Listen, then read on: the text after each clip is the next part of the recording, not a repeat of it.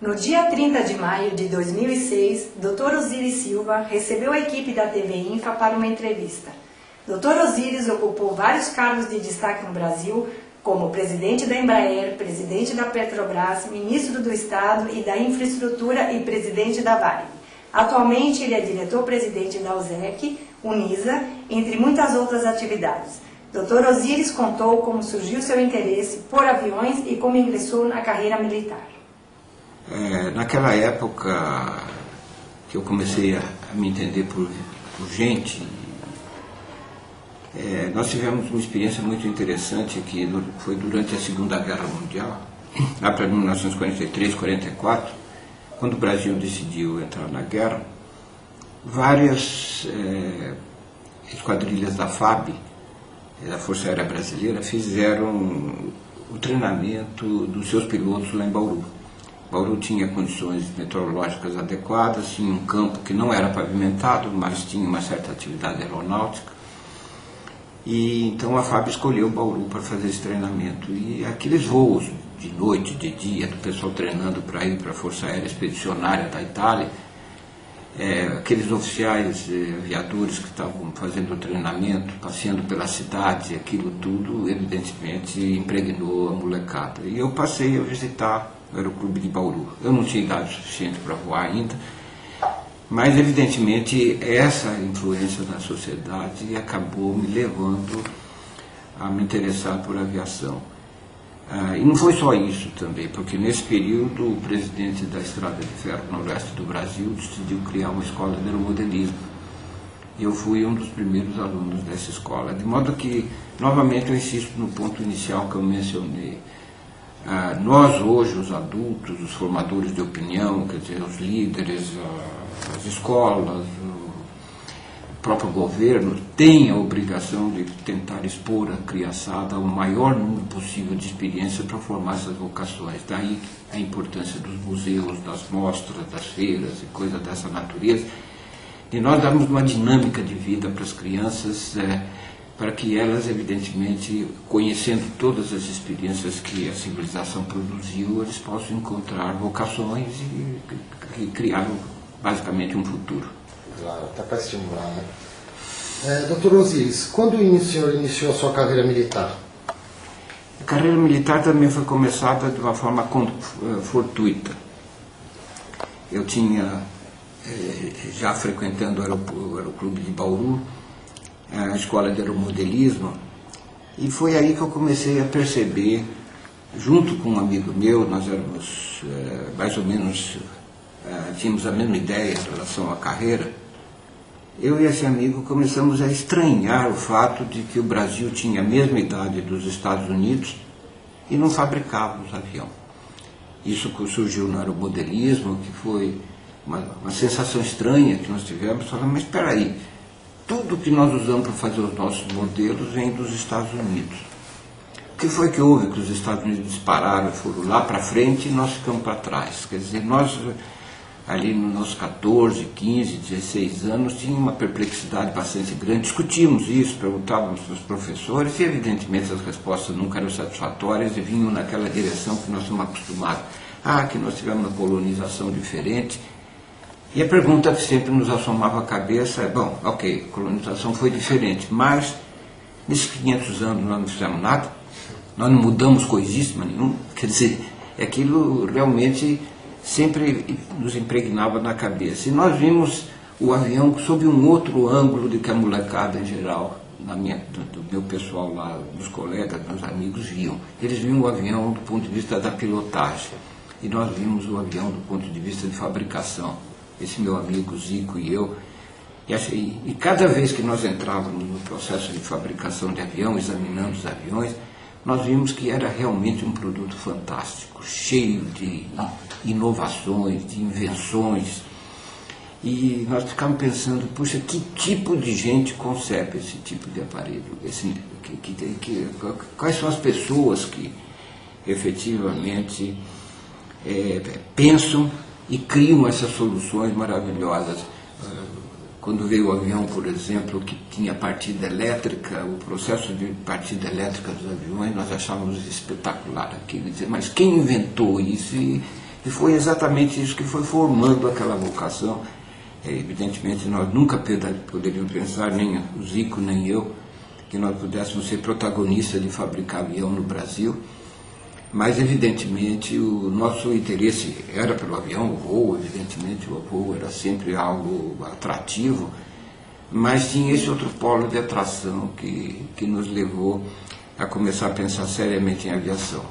Mas o problema de ambos era o mesmo, né? Nossos pais eram instaladores eletricistas, trabalhavam na Companhia Paulista de Força e Luz, o salário era curtinho, nós vivíamos com muito pouco dinheiro, e pensar em estudar alguma coisa ficava difícil. E foi aí então que nós descobrimos, foi realmente uma descoberta.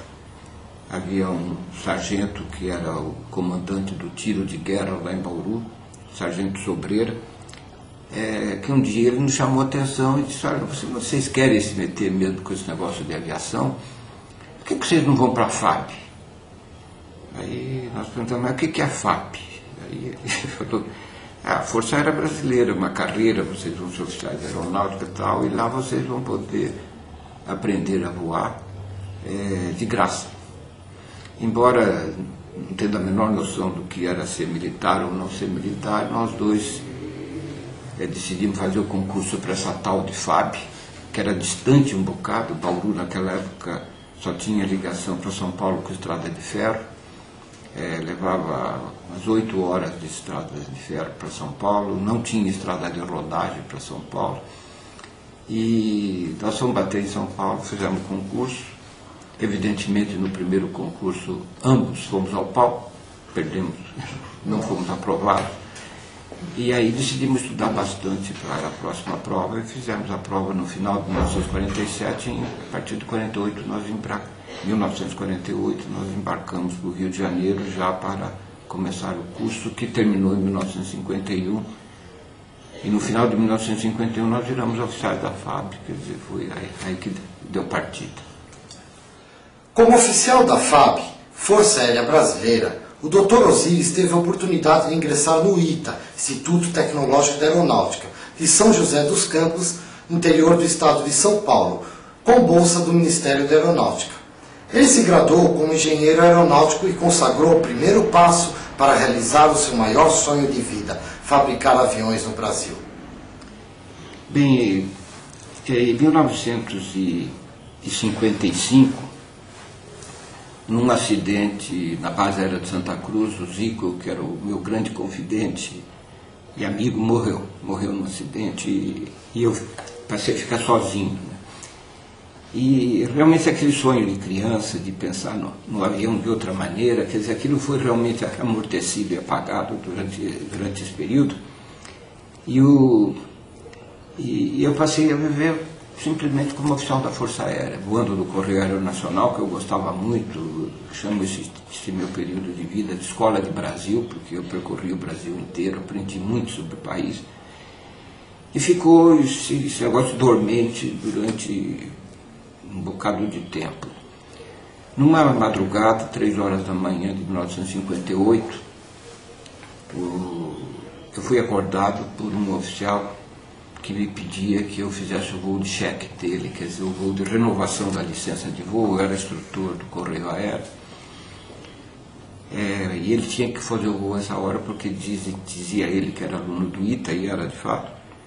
e que ele não podia perder a aula, portanto o voo dele tinha que ser às 3 horas da manhã, lá na zona de tráfego do Rio de Janeiro.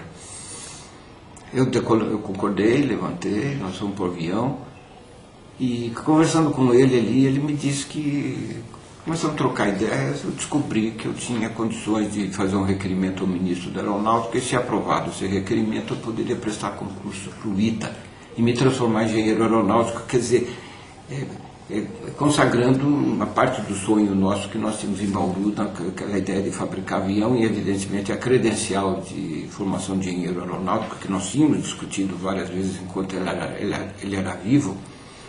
Nós queríamos efetivamente fazer engenharia aeronáutica, e ali surgiu uma chance. Então foi muito interessante, porque não só tudo aquilo que nós tínhamos pensado na infância e na juventude voltaram num assomo, e acho que eu, olhando hoje na perspectiva do tempo, eu diria que eu subi naquele avião como oficial aviador da Força Aérea e desci daquele avião como engenheiro. Quer dizer, foi como se fosse uma chave de onda, e trocou. A minha vida mudou depois daquele voo.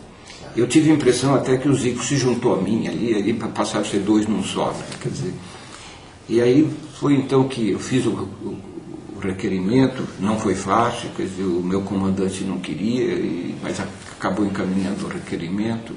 Eu servia na base aérea de São Paulo nessa época, tive um apoio imenso da família, né? Minha mulher adorou, porque só o fato de eu ter perdido o Zico num acidente, eu tinha perdido muitos colegas de turma, de ordem de 30 colegas de turma, em 5 anos morreram em acidentes. Minha mulher tinha medo disso, e o fato de eu decidisse ser engenheiro aeronáutico, fazer o curso do ITA com bolsa do Ministério da Aeronáutica, era uma chance enorme, então ela me apoiou integralmente. Meu requerimento foi deferido, eu fiz o concurso, estudei um bocado, porque eu já estava meio enferrujado, já estava com 28 anos nessa altura, e entrei com a turma dos alunos do ITA, fiz o curso e acabei me diplomando de engenheiro aeronáutico em 1962 pelo Instituto Tecnológico de Aeronáutica. Quer dizer, como veem, eu sou um produto da educação pública, né? Quer dizer, sempre a educação pública, desde o ginásio do Estado, posteriormente a Academia da Força Aérea, posteriormente o ITA, tudo isso foi me concedido pela escola pública, que realmente era uma escola de qualidade e dava um impulso muito grande na vida dos cidadãos. Doutor Osíris, como foi o início da sua carreira profissional? Bem, aí eu terminado o meu curso de oficial aviador, eu acabei sendo classificado no Correio Aéreo Nacional, eu voei muito no Correio Aéreo, sempre interessado em como os aviões funcionavam. Eu acabei sendo oficial de manutenção e aprendi muito sobre essa parte toda de manutenção, de operação dos aviões. Tinha classificação de peças dos aviões que eu sabia até de cabeça, quer dizer, acabei ganhando uma cultura que, sem saber naquela época, no começo da carreira, que eu ia me envolver com engenharia aeronáutica, ia ser muito útil, né? E aí eu iniciei minha carreira efetivamente como oficial da FAB, mas fiquei na FAB de 1951 até 1958, quer dizer, deu aproximadamente 7 anos de serviço ativo. Aí ganhei a bolsa da Força Aérea, acabei em 62 sendo engenheiro do ITA, recebi um convite para continuar trabalhando no Centro Técnico Aeroespacial de São José dos Campos, que é a organização global que contém o ITA, e lá fui classificado no Departamento de Aeronaves. E no Departamento de Aeronaves comecei a estudar o desenvolvimento da indústria aeronáutica e tentando responder aquela pergunta que eu tinha feito como moleque, né? Por que o Brasil não fabrica avião? E aí comecei a compreender como é que as coisas ocorriam, os problemas de projeto de avião, o problema de fabricação, como constituir empresas no Brasil, a dificuldade bastante grande. Infelizmente, nosso país ainda é muito hostil para com os empreendimentos individuais das pessoas, de um modo geral, coisa que, por exemplo, nos Estados Unidos floresce com uma velocidade muito grande, o que caracteriza fundamentalmente o progresso americano. Mas o fato é que eu via que o ciclo de vida das empresas que fabricavam aviões no Brasil era muito curto. Elas nasciam, viviam, morriam, nasciam, viviam, morriam. Isso foi na década dos 20, década dos 30, houve muitas empresas que nasceram e morreram. Década dos 40 não foi tanto por causa da guerra, a guerra perturbou bastante, quer dizer, os recursos da nação voltaram bastante para a guerra. Mas na década dos 50 floresceram de novo, e sobretudo impulsionado aí pelos engenheiros do ITA, que começaram a ser formados a partir de 1950, quando o Instituto Tecnológico de Aeronáutica foi criado. E foi aí que em 62, a partir de 62, eu classificado no Departamento de Aeronaves, e comecei a perceber, do ponto de vista mercadológico, que nós tínhamos que fazer um avião diferente do que existia no mundo. Porque todas as empresas anteriores eu comecei por tentar determinar qual o denominador comum desse fato constante. A empresa nascia, vivia e morria, nascia, vivia e morria. 1, 2, 3, 4, 5, 10, 15, 20 empresas, tudo a mesma coisa. E o meu diagnóstico foi claro: se a gente não fabricar um avião que seja diferente, que nós possamos ter uma vantagem comparativa, uma vantagem competitiva significativa, nós não vamos conseguir nada. Então foi esse o meu trabalho. Eu estava trabalhando também na área de homologação, e essa área de homologação me punha em contato com as indústrias. A indústria tinha que homologar no CTA seus aviões, tinha que ter um certificado de garantia de segurança, tudo isso.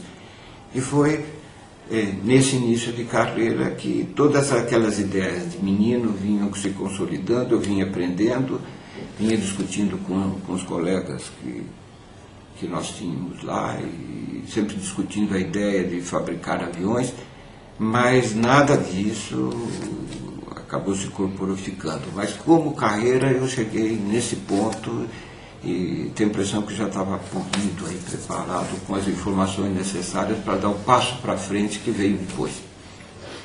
Dr. Osiris Silva, percebendo o desenvolvimento da indústria de aviação e o mercado de aviões, chegou a uma conclusão-chave que possibilitou levar o Brasil a fabricar aviões com sucesso, inclusive no mercado internacional. O avião deveria ser pequeno, moderno e ter a capacidade de atender localidades com necessidade de fluxo aéreo relativamente pequeno e regional. Numa manhã eu estava trabalhando lá no Departamento de Aeronaves do CTA, eu recebi um telefonema que devia falar com o diretor-geral do CTA. É o Centro Técnico Aeroespacial, lá em São José dos Campos. Era um brigadeiro, aliás, um homem complicado, sabe? O brigadeiro me chamou e olhou bem nos meus olhos e falou assim: você vai para os Estados Unidos fazer o PhD em aeronáutica. Eu levei um susto.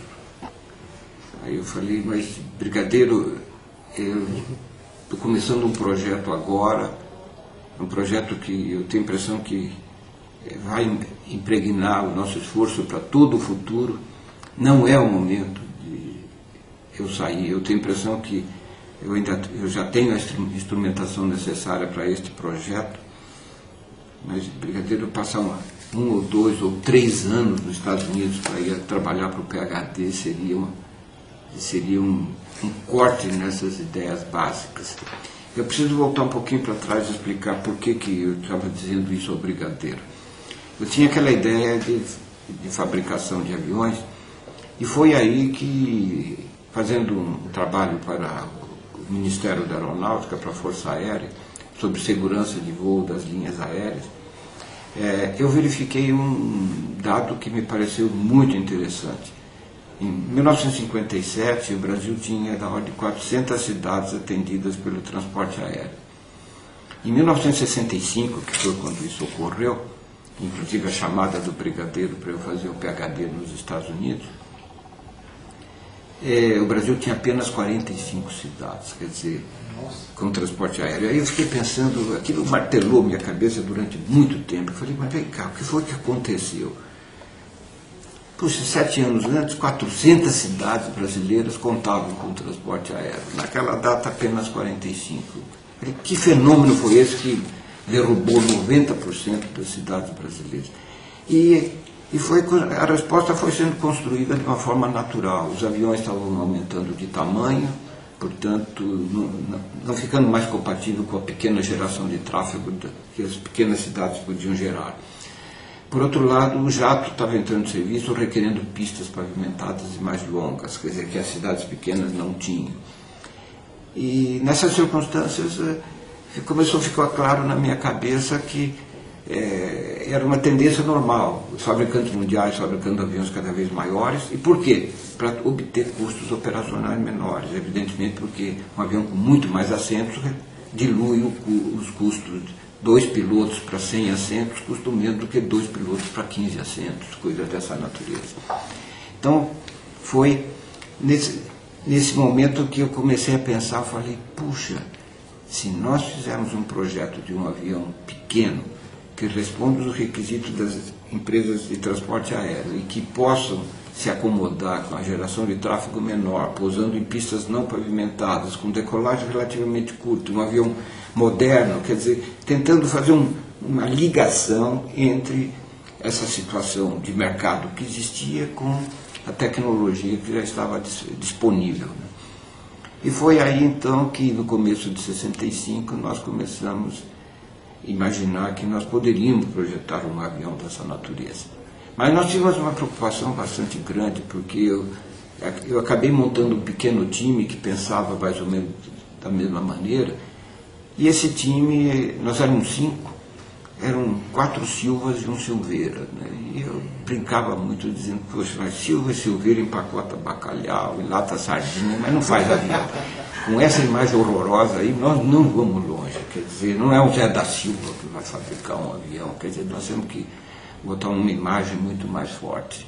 Eu peço desculpas aos José da Silva e nada contra eles, mas nós vamos ver mesmo que a hora que a gente entra numa loja, evidentemente, se nós vemos um televisor marca Silva, a gente compra um Sony, né? Quer dizer, isso que acontece na nossa realidade. Mas o que não é nada contra Silva, porque inclusive eu próprio sou um Silva.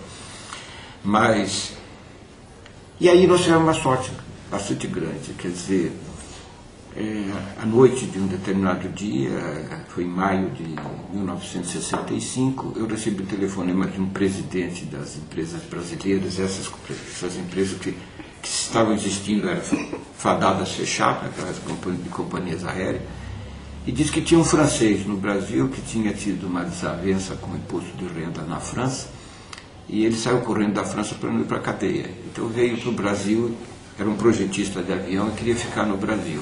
E o nome do cara era Max Rost, quer dizer, o nome imponente, né, para fabricar avião, não era nenhum Silva da vida, né, e era projetista de avião. E foi assim que eu acabei conhecendo o Max. Ele pediu que fosse na minha casa na noite mesmo desse telefonema, e nós ficamos até quase 3 horas da manhã conversando. Eu gostaria que notassem que tudo que aconteceu aí foi tudo fora do expediente, né? A descoberta do tipo de avião ser fabricado, quer dizer, tudo isso acontecia fora do expediente, e eu insisto sempre que só tem sorte quem vai e que fica trabalhando fora de hora, porque os caras que não vão e cumprem simplesmente o expediente, às vezes as coisas não acontecem. Então foi aí que eu mencionei a ideia desse avião, que eu já estava chamando de avião regional. Nessa época não existia aviação regional no mundo, existia só essas linhas aéreas normais, essas que nós chamamos hoje de linhas troncos ou linhas principais. E foi aí que eu mencionei o avião regional, e o francês ficou entusiasmadíssimo. Ele falou, para esse avião eu venho para o Brasil. Mas eu não tinha, evidentemente, condições de contratá-lo. Eu era muito baixo na escala hierárquica, quer dizer, tinha que falar com um brigadeiro, coisa dessa natureza.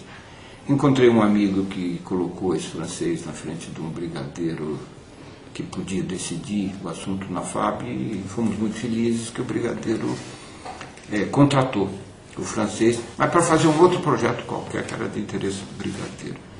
O francês não se interessou pelo projeto do brigadeiro, mas aí, aqui entre nós, assim, contando em segredo, né, eu fiz uma grande indisciplina como militar. Eu falei para o francês, não, você paga pelo brigadeiro, faz o nosso projeto.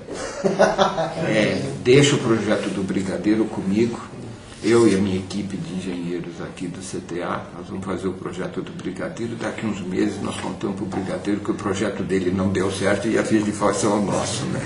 E o que era o projeto Brigadeiro Osiris? Era de trocar o motor de um avião da FAB, que era um avião velho, quer dizer, fabricado nos Estados Unidos. Era um avião fabricado por uma empresa chamada North American, que tinha um motor muito antigo, e o Brigadeiro queria colocar um motor moderno nesse avião.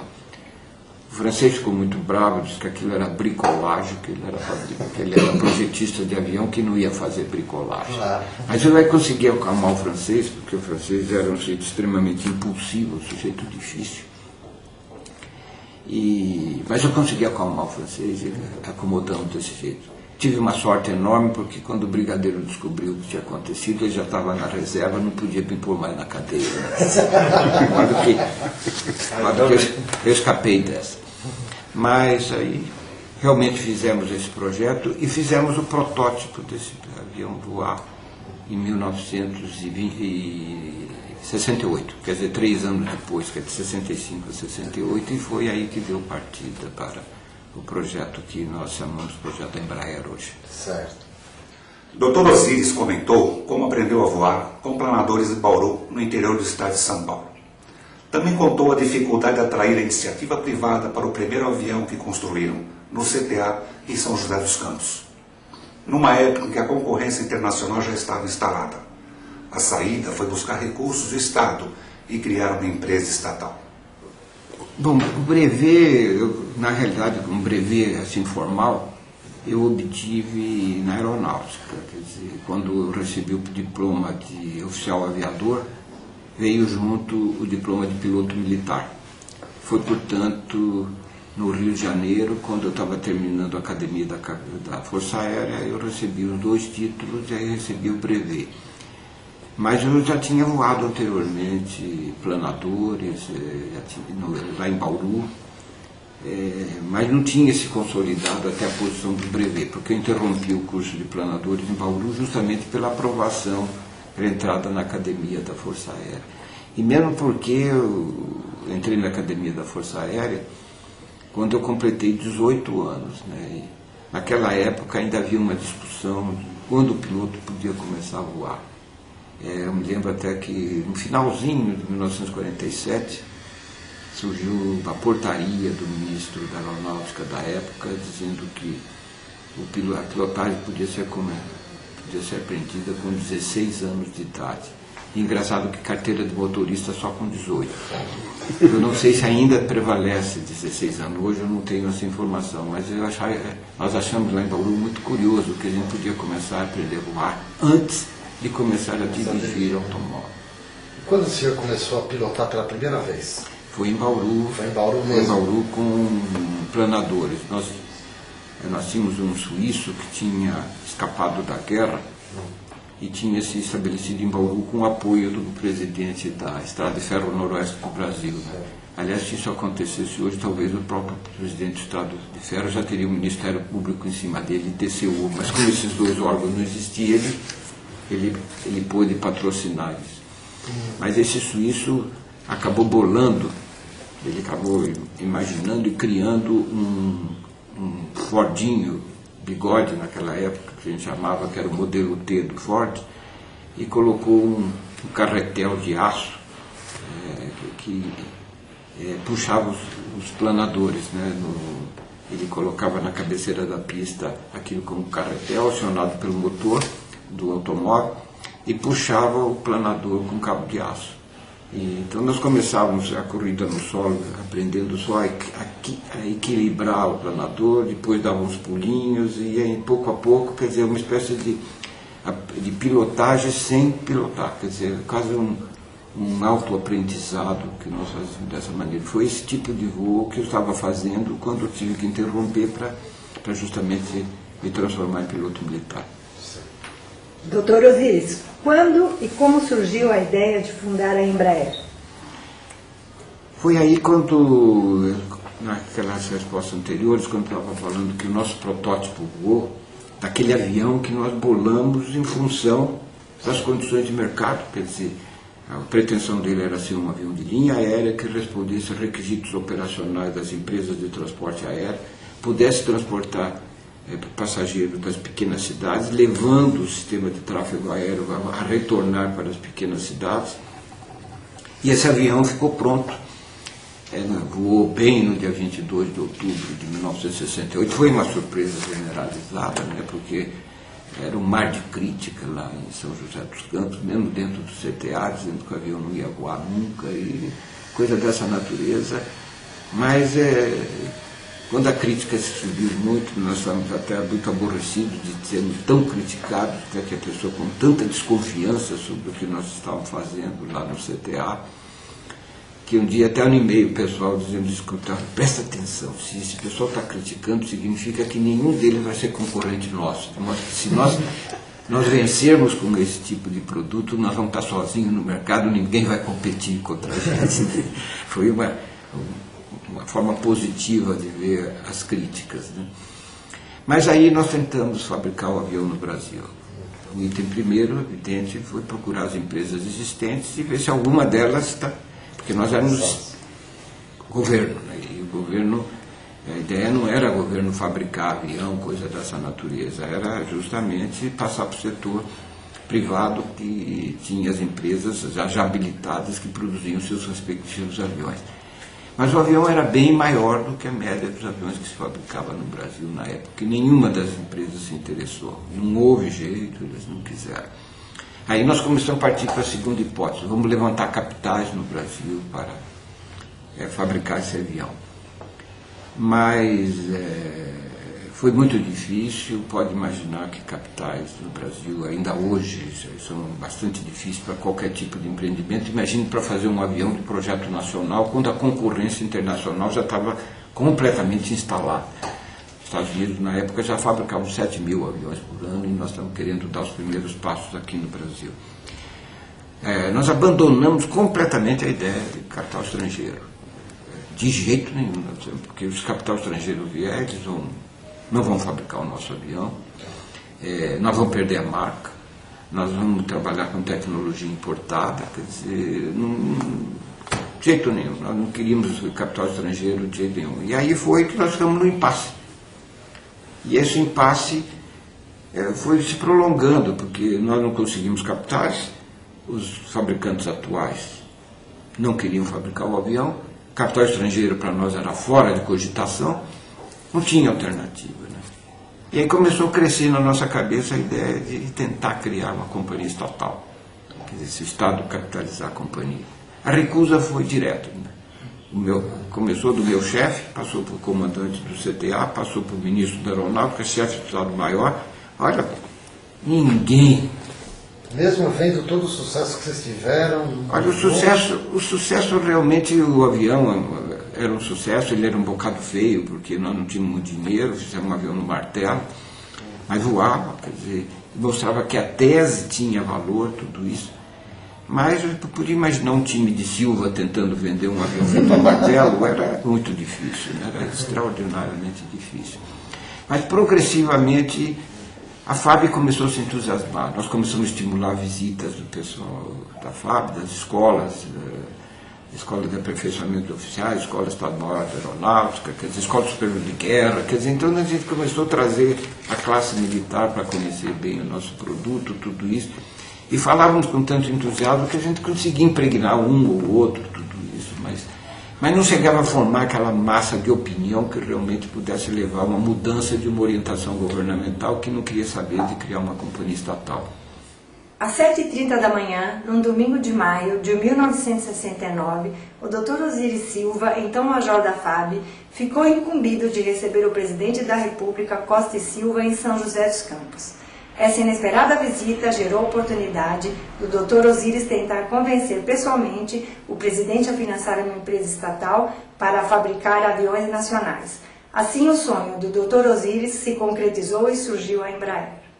Aí, novamente, fora do expediente, aquela história de novo, 7h30 da manhã de um domingo de maio de 1969, eu estava trabalhando, o telefone tocou, era o operador da torre de controle de São José dos Campos.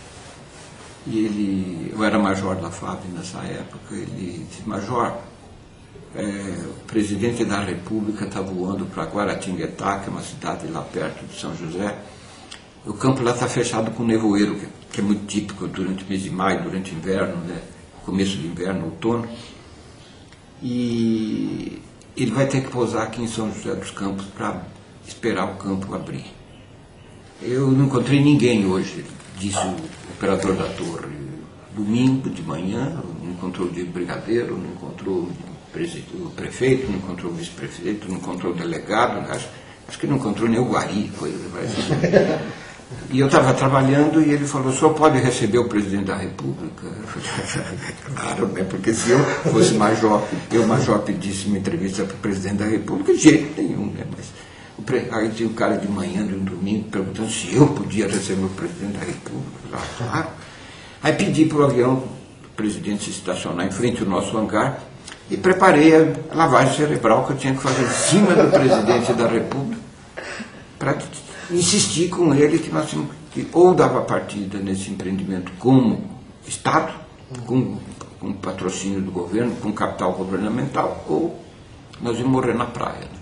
Eu já vinha de uma série de palestras que tinha feito para os empresários, para tentar apresentar o nosso produto, já tinha defendido a ideia nas companhias brasileiras e tudo isso, de modo que eu tinha bem na cabeça o que ia dizer. O presidente era o presidente Costa e Silva, e ele desceu do avião de uma maneira surpreendente, eu diria, porque ele só estava com a segurança, não tinha ninguém com ele, de modo que o presidente ficou praticamente uma hora nas minhas mãos ali. Peguei o presidente e levei para ver o nosso avião, nosso protótipo, feio, evidentemente, mas um protótipo de um avião nosso. E aí mandei brasa. Quer dizer, comecei a tentar convencer o presidente, eu olhava pelo rabo do olho, assim, via que o presidente fazia aquela atitude assim: o que este cara está tentando vender para mim, né? Mas eu fui insistindo e senti que ele, pelas perguntas, tudo isso, começou a se entusiasmar com a ideia, porque, falando com sinceridade, eu chutei para ele a empresa brasileira de hoje, a empresa brasileira de aeronáutica de hoje, a Embraer hoje, exportando avião para todo mundo, tudo isso. Evidentemente foi um grande chute, porque eu não tinha garantia nenhuma do que aquilo podia acontecer. Talvez eu possa dizer que com a minha formação de engenheiro, quer dizer, não foi assim exatamente um chute, talvez fossem estimativas, né? Quer dizer, eu comecei a fazer projeções para o futuro. Mas o presidente acabou se entusiasmando com a ideia e eu a isso coloquei a pedra angular do negócio. Falei: presidente, aconteceu isso, contei o que tinha acontecido. Eu falei: olha, presidente, se nós não fizermos uma capitalização pelo Estado, se a gente não começar com uma sociedade de economia mista, esse projeto vai morrer na praia. Aí o presidente falou: puxa, é complicado, porque nós fixamos uma doutrina do governo que nós não permitiremos mais a criação de companhia estatal. E aí trocamos ideia, foi indo, quando terminou, a campo de Guaratinguetá abriu, chamaram o presidente para decolar, para ir embora para Guará, cumprir o compromisso lá que ele tinha. Ele botou a mão no meu ombro e falou: vou ajudar. E aí foi que, em seguida, isso ocorreu em maio, no dia 26 de junho, quase um mês depois, eu sentei com 4 ministros por determinação do presidente, fiz a apresentação do programa e eu percebi que eu tinha ganho a parada com esses 4 ministros. Um deles era o Delfim Neto, que era o ministro da Fazenda. Quando o Delfim vira para mim e pergunta: mas qual vai ser o nome dessa companhia? Eu falei: ganhei uma parada. E aí foi que eu tinha com o papelzinho no bolso preparado e falei: olha, eu proporia a Embraer, empresa brasileira de aeronáutica, sociedade anônima, que nós já tínhamos discutido com o nosso time lá em São José, com os meus colegas, com o Silvas, né? Que o nome da companhia seria esse. E, terminada a reunião, nós começamos a trabalhar junto ao Congresso Nacional. O Congresso aprovou em 19 de agosto de 69 a lei de criação, porque precisa de uma lei aprovada pelo Congresso. A Embraer foi criada.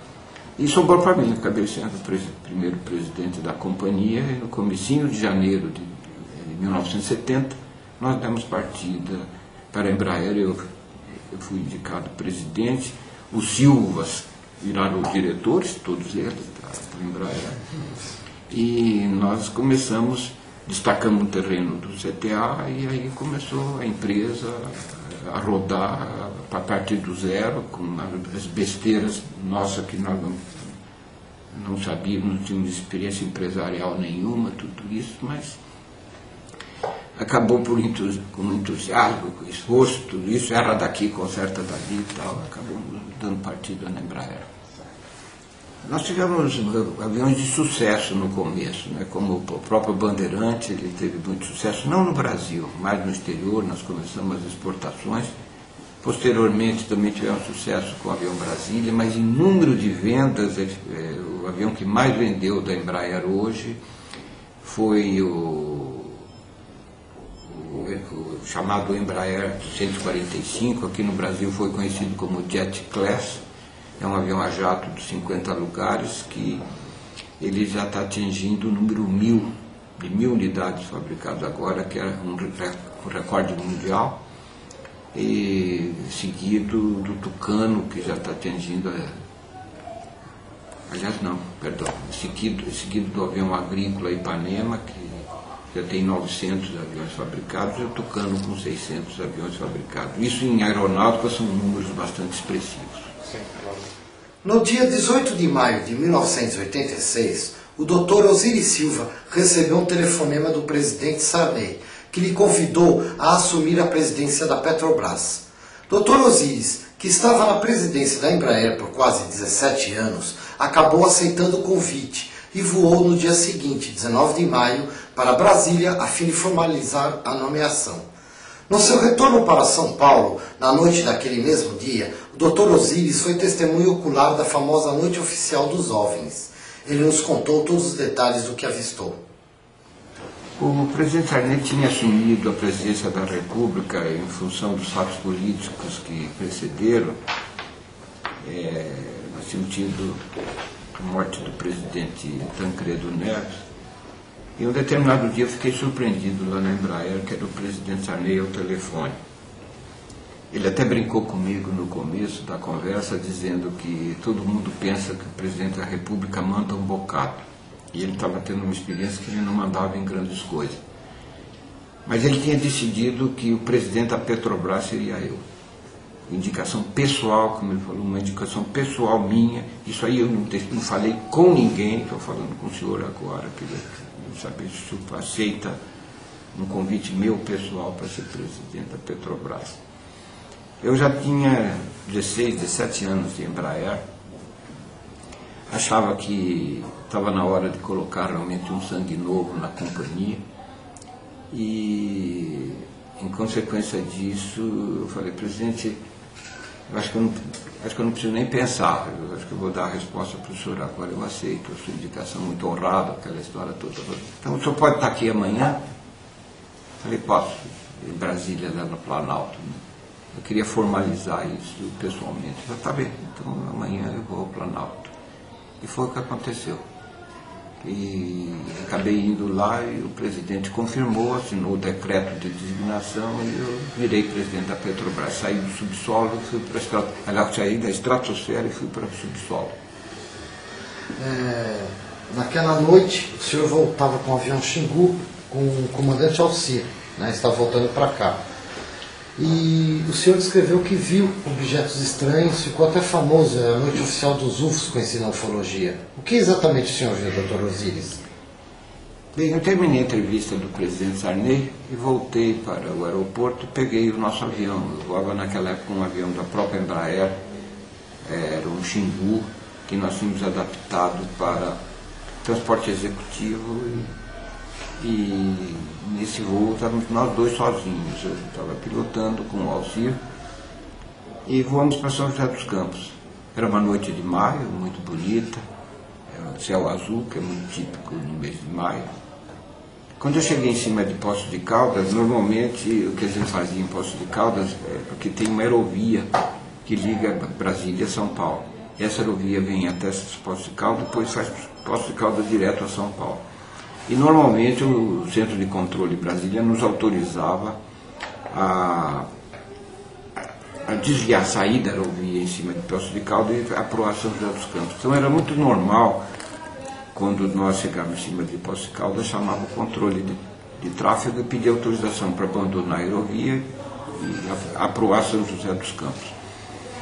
Foi então que, nesse momento, quando eu conversei com o operador da torre, ele falou se eu estava vendo algum objeto estranho no ar. Eu falei, não, o céu é muito lindo, muito bonito, cheio de estrelas, tudo isso, visibilidade ótima, no mês de maio. Nós demos uma olhada, Alcir e eu, não vimos nada. Aí ele disse, eu estou com 3 alvos no radar desconhecidos, quer dizer, são alvos não identificados. E esses alvos estão em torno de São Paulo. Tem um que está a leste de São Paulo, o outro estava a leste também, mas mais distante, próximo de Taubaté, e um outro que ele não se referiu mais tarde qual que era. Eu falei, olha, eu estou muito distante, eu Poços de Caldas, vou fazer o seguinte, você me autoriza a começar a descida, eu vou fazer uma descida lenta para São José dos Campos, porque a viagem ali demorava 20 minutos, não mais, eu estava voando aproximadamente a 26 mil pés, que corresponde a qualquer coisa em torno de 7 mil metros, e comecei uma descida lenta. Quando eu cheguei próximo a São José, aí eu perguntei para o operador da torre, do centro de controle, onde é que estão esses alvos? Aí ele indicou um dos alvos na direção de São Paulo.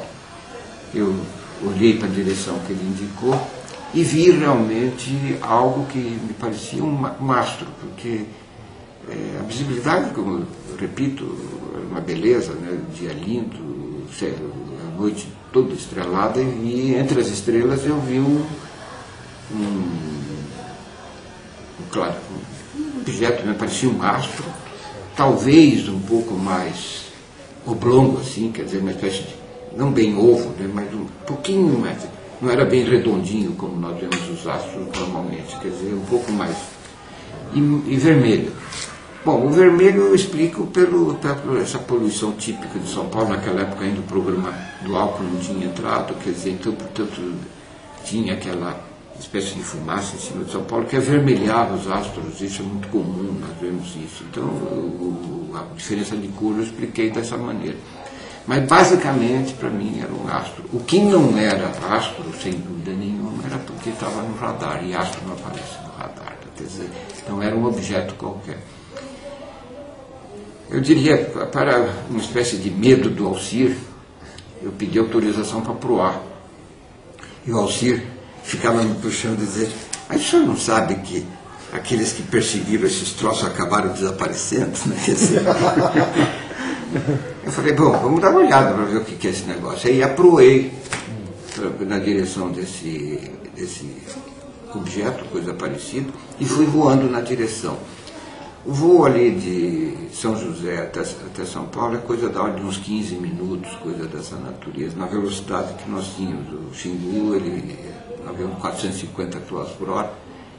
E aí eu voei na direção desse astro e fui voando, mas à medida que eu aproximava do objeto, ele começou a desaparecer. Isso foi confirmado por um piloto da Varg, que operava os Eletras na época na ponte aérea, e ele também observou isso, e nós estávamos falando pelo rádio, todo mundo estava falando pelo rádio, né? Então trocando os pontos de vista. Tinha um avião também da FAB, um F-5, ficou todo mundo na conversa, né? Dizendo, mas está sumindo e tal, e realmente ele estava sumindo. Mais tarde, conversando com um colega meu de turma, que acabou sendo o ministro Sócrates da Costa Monteiro, o Sócrates disse que a esposa dele estava olhando na janela da casa dele, que ele na época era comandante da 4º Comando Aéreo Regional aqui de São Paulo, e ela falou, Sócrates, ele viu isso aqui. Aí o Sócrates foi lá e viu também um objeto dessa natureza, e notou também, mais ou menos na hora que eu estava voando, que ele começou a sumir.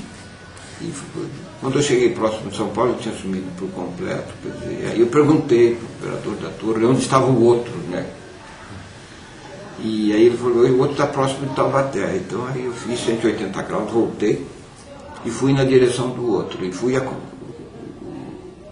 foi me monitorando aonde eu estava no radar, ele estava com um avião também no radar, ele foi me levando até o local. Eu cheguei no local onde estava esse objeto, mas não vi nada. O que eu vi, na realidade, era no solo, quase no solo, quer dizer, abaixo de onde nós estávamos. Tem que lembrar que ali, aquela região montanhosa, eu não podia passar abaixo de 1.500 metros de altura em relação ao solo por causa de questão de segurança. E era de noite, né? Eu não tinha visibilidade do solo. Embora fosse uma noite sem lua, mas muito boa visibilidade. E eu vi, na realidade, uma grande lâmpada fluorescente embaixo, comprida, um negócio, como se fosse uma gigantesca lâmpada fluorescente. Mas eu não acreditei que fosse aquilo, porque o radar do nosso centro de controle está em Sorocaba. E pela curva da Terra não era possível, naquela altitude, o radar pegar aquele objeto. Portanto, o que eu via no solo em Taubaté não era o que... O radar estava apontando. Eu concluí pessoalmente que aquilo não podia ser o que o centro de controle estava vendo, né, o operador do centro de controle. Aí, o que aconteceu foi que eu já estava começando a ficar curto de combustível e tive que voltar para o poço. Mas aí me desliguei do centro de controle e falei para o centro de controle para gravar essas imagens do radar. Eu falei, olha, que eu convém gravar para a gente ter uma referência disso para o futuro. No dia seguinte eu assumi a Petrobras. Fui muito curiosa porque na conferência de imprensa ninguém perguntou nada de petróleo. Todo mundo só perguntou do UFO, porque o ministro Moreira Lima, que era o ministro da época, Otávio Júlio Moreira Lima, falando assim pessoalmente, ele me dedou, ele contou para a imprensa o que tinha acontecido. E evidentemente, eu tinha ficado quieto, porque eu sabia que esse negócio ia dar uma repercussão bastante grande e eu acabava me envolvendo. E no dia seguinte, o presidente da Petrobras estava falando de UFO no Rio de Janeiro. Foi realmente... Eu achei muito gozado, porque na conferência de imprensa, toda a imprensa do Rio, fazendo entrevista com o novo presidente da Petrobras, nós estamos falando mais em objetos não identificados do que efetivamente de metas ou coisa parecida Doutor, da Petrobras.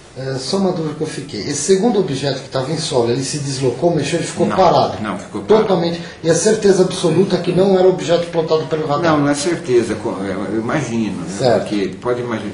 Imagine um radar colocado em Sorocaba, que está aproximadamente em linha reta, 200 quilômetros de São José, e um objeto que estava abaixo do meu nível de voo, que já era o nível mínimo, quer dizer, é muito pouco provável que seja. Eu não vou dizer que, não vou garantir, não era. Claro. Mas pela probabilidade não era. A probabilidade.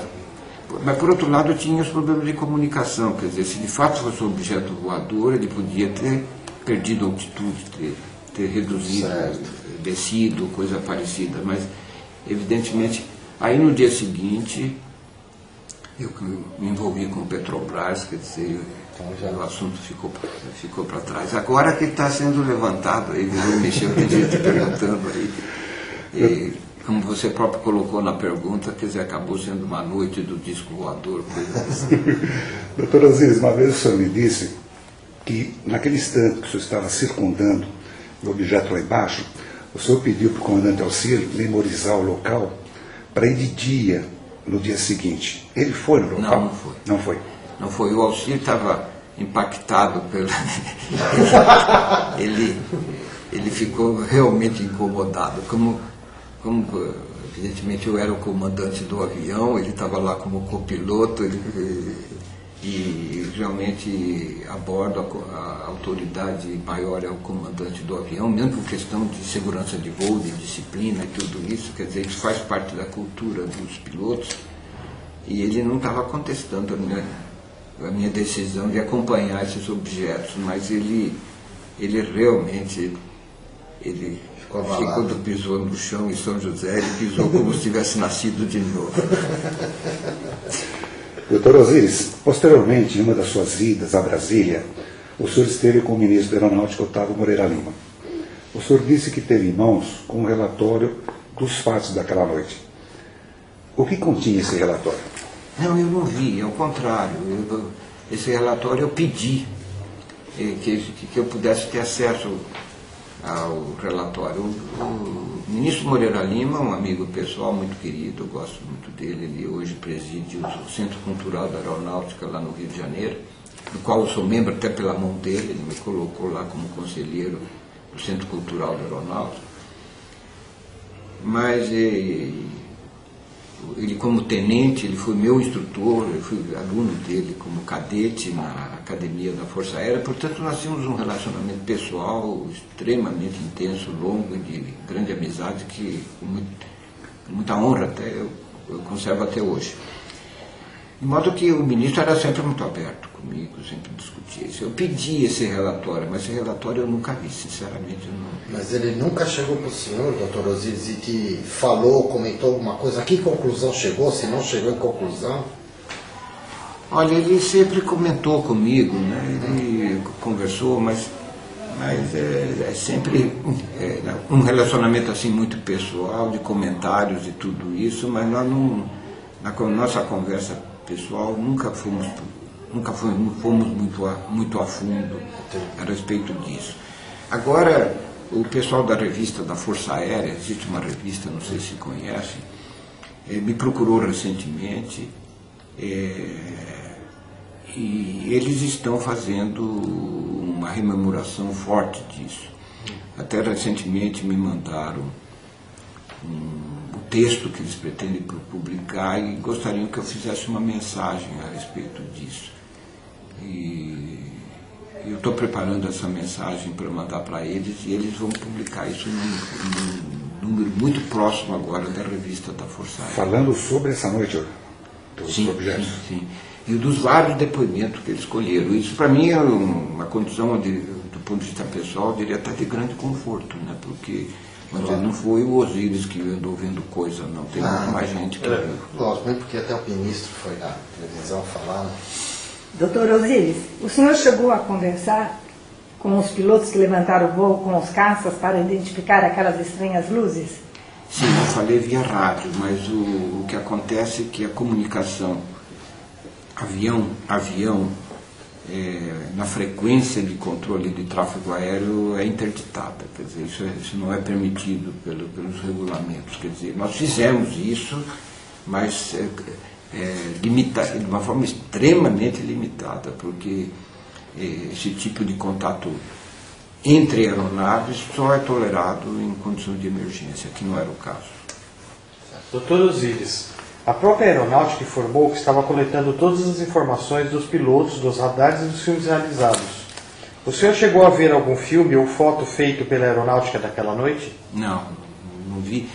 Não, vou voltar para o quadro da época. No dia seguinte eu já estava mergulhado na Petrobras com as minhas atividades lá na Petrobras, que entraram por mim como se fosse uma avalanche, né? E realmente eu não toquei mais no assunto. É claro que lá na diretoria da Petrobras, alguns colegas lá da Petrobras, às vezes me pegavam no elevador e brincavam a respeito do assunto, mas do ponto de vista formal de tratar disso aí, talvez eu devesse ter sido mais profissional nisso, mas sinceramente, considerando que hoje talvez menos, mas na época era considerado muito fantasioso tudo isso e não se coadunava com o cargo da responsabilidade que eu exercia na época de ficar falando em disco voador, embora no Rio de Janeiro várias entrevistas foram feitas pela televisão, não só pelo fato de novidade de eu ser o novo presidente da Petrobras, era muito chamado para essas entrevistas e tudo isso. E algumas vezes escapava essa pergunta, mas sempre do ponto de vista assim, de noticiário e não de aprofundamento de dados coletados na época. Mas na realidade, o meu ponto fundamental, que eu tenho insistido em todas as oportunidades, quer dizer, não é o meu testemunho que seja importante a respeito disso. o testemunho importante é do operador de radar, porque, para mim, como eu disse claramente, tinha todos os aspectos de ser um astro que eu estava vendo. Certo. O que era diferente era a imagem do radar. Portanto, o operador do radar de Brasília na época é o depoimento mais sólido que se possa conseguir a respeito do assunto. Agora, doutor Osíris, a sua opinião pessoal sobre o episódio? O senhor tem algum momento, formou opinião sobre aquilo? Olha, vamos colocar isso sob uma ótica assim, cultural. Certo. Eu diria o seguinte, que o homem efetivamente tem usado a Terra com extrema competência. Nós somos um grão de poeira desse grande universo que está por aí. A Terra tem uma quantidade de recursos naturais extraordinários e o homem conseguiu extrair desses recursos naturais coisas fantásticas, como por exemplo essa filmadora que está me filmando agora, o aparelho de TV que os telespectadores poderão ver essa nossa conversa. Quer dizer, tudo isso foi retirado de um planeta chamado Terra, que é um grão de poeira no universo, que tem matérias-primas que o homem, com sabedoria e com cultura, conseguiu extrair e produzir equipamentos fantásticos como esses mesmo que estão aqui na nossa frente. Bom, então, do ponto de vista cultural, eu diria, nós podemos ser presunçosos, em face da inteligência humana, do desenvolvimento, presunçosos o suficiente dizendo, eu sei tudo. Eu conheço a Terra, hoje voo, quer dizer, o homem não voava há 2 séculos atrás, quer dizer, dizendo o seguinte, olha, eu como homem eu conheço muito bem a Terra, sei todos os fenômenos da Terra e eu explico tudo. Eu acho que não é essa posição de presunção que nós vamos ter. Se nós colocarmos nesse racional de dizer, não, a competência humana encontra explicação para todos os fatos naturais, eu acho que isso passa um pouco, como diz lá os caipiras do interior, passa um pouco acima da nossa botina, né? Quer dizer, mas eu acho que nós devíamos ter uma atitude de humildade de achar que pode acontecer algumas coisas que nós não temos explicação. Eu preferiria essa segunda hipótese, porque exatamente essa segunda hipótese que estimula o nosso espírito de prospecção, de que efetivamente nós podemos investigar tudo o que está acontecendo e cada vez aprender mais. Mas eu mantenho a minha posição de absoluto respeito à natureza, que tem coisas da natureza que eu, em particular, não consigo explicar, embora me considere pequeno e do ponto de vista cultural ainda não preparado para isso, mas que a humanidade toda poderá ter gente muito mais competente para fazer esse tipo de análise. Mas eu prefiro essa segunda hipótese. Eu acho que há coisas que a natureza já concebeu que nós não temos as explicações necessárias. Eu acho que um pouco de humildade aí não faria mal nenhum. O Dr. Osíris Silva escreveu um livro chamado A Decolagem de um Sonho, pela Lemos Editorial, que descreve a história da criação da Embraer. O livro é a história de como um garoto da classe média que cresceu e conseguiu construir uma empresa de aviões altamente competitiva no mercado mundial. No último capítulo desse livro, o Dr. Osíris detalha os fatos envolvendo a noite de 19 de maio de 1986. Mas olha, eu lancei esse livro e nesse livro aqui no último capítulo eu coloco a historinha dos OVNIs, dos Discos voadores existem? Exatamente. Eu coloquei umas 2 páginas aí explicando o que aconteceu. Mas, evidentemente, aqui por esse livro, quer dizer, eu tenho recebido inúmeras manifestações a respeito do livro, sempre mostrando que, efetivamente, as coisas nascem de um sonho, seguido de uma fé, de uma determinação, de perseguição permanente, e é isso que constrói o mundo. Quer dizer, eu acho que a ideia de escrever o livro foi justamente de estimular as pessoas, de achar que as pessoas que criam os grandes impérios industriais e as grandes empresas são pessoas comuns que, num determinado momento, sonharam e lutaram para que isso acontecesse. Hoje, quando eu vejo essa empresa, a General Electric, por exemplo, que está com 127 anos agora, sabe? A General Electric foi criada pelo Edison, que é inventor da lâmpada elétrica. Quer dizer, é uma empresa com 127 anos, hoje são 1.200 empresas e gera 150 mil empregos. Quer dizer, é um negócio extremamente, vamos dizer, estimulante, que mostra às pessoas que, efetivamente, cada um de nós tem um potencial enorme que tem que ser exercido. Quer dizer, não é o vizinho, não é o amigo, coisa dessa natureza. Eu diria, olhando para você que está assistindo a gente agora aqui, que fique com essa convicção que você pode ser muito maior do que seja. Talvez usando o jargão de um livro publicado recentemente pelo César Souza, e dizer, você é do tamanho do seu sonho. Quer dizer, que possa efetivamente acreditar que você não precisa de mais ninguém, que você sozinho você pode mobilizar o seu grupo, a sua região, quer dizer, você pode influir na direção do país, pode até, quem sabe, ser conhecido no mundo inteiro pelas suas realizações e pela construção de uma vida diferente. E saber que em consequência do seu trabalho, milhões de pessoas podem ter vida melhor, podem ter qualidade de vida melhor através de emprego, coisa dessa natureza. De modo que não são pessoas especiais, não precisa ser nenhum super-homem, quer dizer, pode nascer de família relativamente humilde. Agora, uma coisa bastante importante, já que nós estamos aqui falando através de uma TV da nossa Unisa, eu diria que acreditem na força avassaladora da educação. Aqueles que são alunos, que estão estudando, aproveitem cada minuto do contato com o professor, lembrando sempre que nos momentos que a gente fala, como é o meu caso aqui, nós não estamos aprendendo nada, quer dizer, nós estamos aprendendo quando nós estamos ouvindo. Então, aproveite cada minuto do contato com o professor para construir essa vida no futuro com essa competência que pode existir dentro de cada um, de atuar em relação à sociedade e fazer as coisas acontecer. Eu desejo fortemente que cada um que tenha tido a paciência de ouvir essa entrevista relativamente longa, que seja capaz de ser, vamos dizer, o veículo dessa transformação que nós desejamos ardentemente, porque com a soma dessas iniciativas nós possamos construir um Brasil melhor, mais feliz e que possa distribuir a riqueza de uma maneira muito mais equilibrada e harmônica do que nós temos hoje. Muito obrigado e até uma próxima vez. Nós que agradecemos. O Dr. Osiris Silva é um exemplo a ser espelhado. Um brasileiro comum que se sente orgulhoso de ser brasileiro e que com seu esforço e determinação venceu.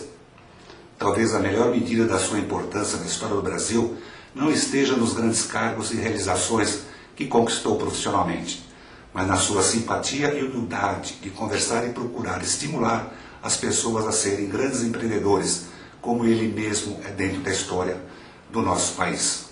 O Dr. Osiris Silva é um exemplo de perseverança, força e conquista de um Brasil que dá certo.